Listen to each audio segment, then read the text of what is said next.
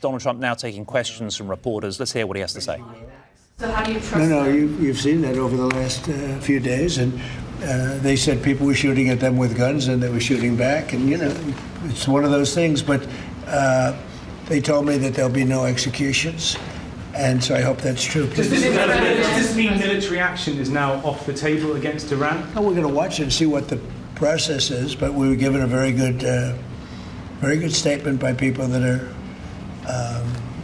aware of what's going on. But considering military action, when they say no executions, everyone is talking about a lot of executions were taking place today.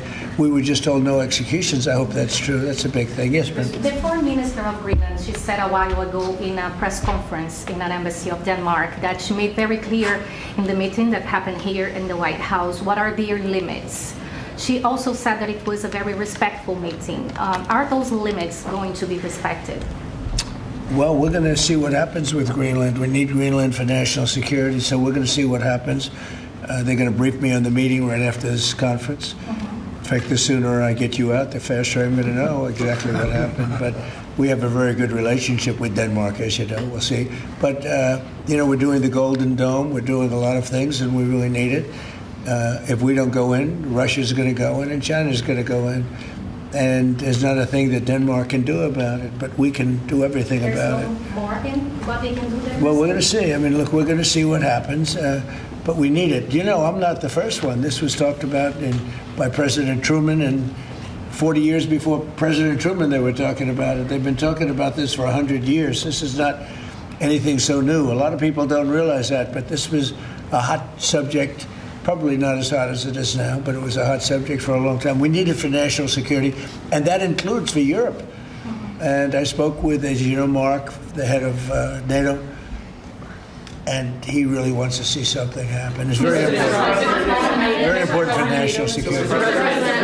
It's being reported that Health and Human Services released frozen funds to Planned Parenthood.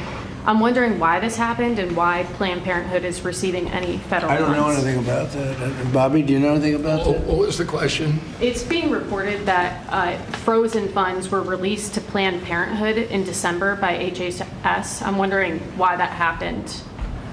I have not heard that. I have not heard that. Mr. President, on NATO, right now it sounds like you are saying that you would potentially acquire Greenland by force. That would be a NATO country. The United. Are you saying that? No, would you do that? No, you're saying that. Would you I acquire didn't them by say it. force? No, right you're now? telling me that that's what I'm going to do. You don't know what I'm going to do. So what are the options? Your network doesn't know either. The Danish foreign minister said that there's still fundamental differences after the meeting with Rubio and with the vice president. Are you willing to leave the NATO alliance in order to get what you want with Greenland? What are the options right now? Well, I wouldn't be telling you what I'm willing to do, certainly. I'm not going to give up options, but it's very important. Greenland's very important for the national security, including of Denmark.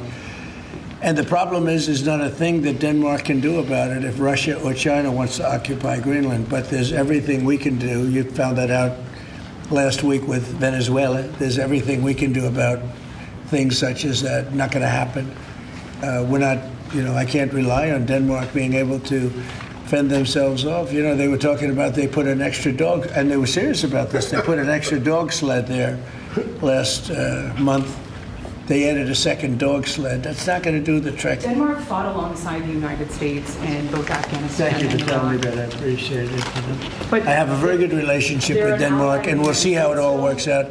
I think something will work out. Yep. On Venezuela, Cabello, the de facto number 2 in Venezuela right now, he seemed pretty reluctant to work with the U.S. And obviously he's They just gave us 50 million barrels of oil. The number 2, the Venezuela security Well, I don't chief. know. I know the number 1. We just had a great conversation today, and she's a terrific person. I mean, she's somebody that we've worked with very well. Marco Rubio is dealing with her. I dealt with her this morning. We had a long call. We discussed a lot of things, and I think we're getting along very well with Venezuela. Yeah. Mr. President, created a new Assistant Attorney General position dedicated to rooting out fraud. Yeah, he's fantastic. The person is fantastic. Who is it? It's a he. When are you I will gonna- tell you maybe within minutes. I mean, I don't know if it's appropriate to say yet because we're going through a process, but we have chosen a person who's very tough, very smart, very fair. And speech yesterday in Michigan about how you've recalibrated the American economy to work for workers, U.S. auto factories. We've seen core inflation's completely tamed. You lowered the trade deficit to the lowest amount since 2009. American exports are growing. But we're also waiting on the Supreme Court case with the tariffs. Given the success that you've had in the first 12 months, what is at stake in this case, sir? It's a little bit like whole milk. I can't believe we even have a case. This was a case started by very China-centric people and also anti-American people, frankly, people that don't want us to do well. Tariffs have helped us stop 8 wars. They've helped us get the best trade numbers we've ever had. They've helped us get $18 trillion brought into the country. And maybe above all else, they've given us tremendous national security. Just the threat of tariffs. You saw that just yesterday when I put tariffs on a certain country. We won't talk about that country, but you know who it is, based on the fact that if you do business with that country, you know, it's going to make them, it's going to bring them to the table a lot faster. So we have made hundreds of billions of dollars with tariffs. We have very little inflation. Think of it. Inflation's gone down and productivity, everything has gone up. We've never taken in money like we have. We've never had anywhere near $18 trillion invested in our country, neither has any other country. It's the biggest number by maybe 5 times. 5 times, not 5%, 5 times. Nobody's ever seen numbers like this. We have plants going up. You know, you mentioned I was in Michigan yesterday. I was at the Ford plant where they make the Ford 150. It's one of the original plants. It was from before World War I. It's a giant plant. That plant was probably going to be closed. And 2 years ago, they were doing very poorly. And now they just announced yesterday that they're going to go 24 hours around the clock, 3 shifts, which they rarely do. That's Ford, and Ford's having the best numbers they've ever had. General Motors having the best numbers they've ever had. Stellantis, which hasn't been here, is now investing billions, tens of billions of dollars on building in the country. We're building auto plants all over the country. We're building AI all over the country. We're leading China by a lot, and a lot of it has to do with tariffs. That would be a very disappointing decision. And especially since the people that are fighting me are people that want China to do well.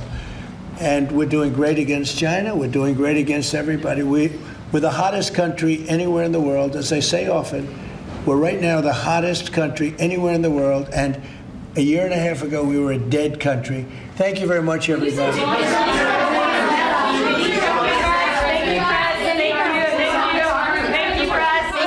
That's US President Donald Trump bringing an end to that Q&A with the media in the White House after a milk promotion, but also was asked about global matters, most notably the meeting that took place this morning with the US Secretary of State, Marco Rubio, Vice President J.D. Vance, and representatives from Denmark and Greenland.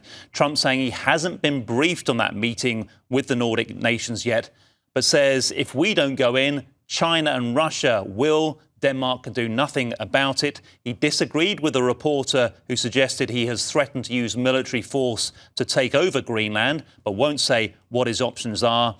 He disparaged Denmark's security arrangements for Greenland, saying they've added a second dog sled, and that's not going to cut it.